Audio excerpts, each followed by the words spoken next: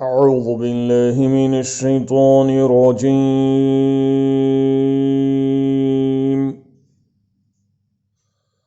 بسم الله الرحمن الرحيم.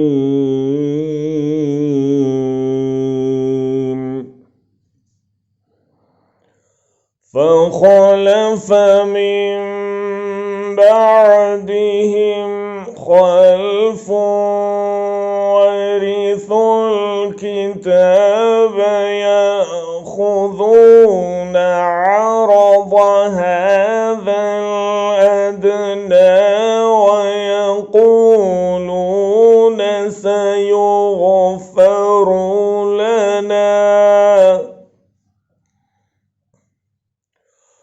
وإن يأتهم عرض مثله يأخذوه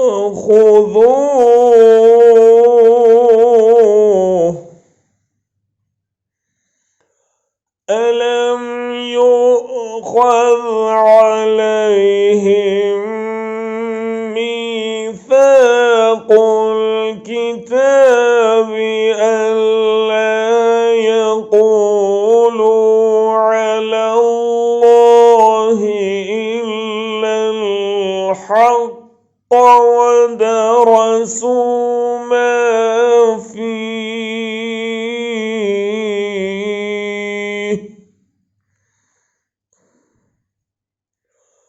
والدار الآخرة خير للذين يتقون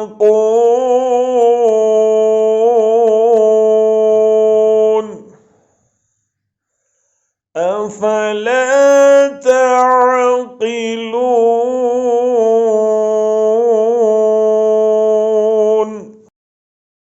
پھر ان کی نسلوں کے بعد ایسے ناخلف لوگ ان کے جانشین ہوئے جو کتاب الہی کے وارث ہو کر اسی دنیا ادنا کے فائدے سمیٹتے ہیں اور کہہ دیتے ہیں کہ توقع ہے ہمیں معاف کر دیا جائے گا، اور اگر وہی متاع دنیا پھر سامنے آتی ہے تو پھر لپک کر اسے لے لیتے ہیں۔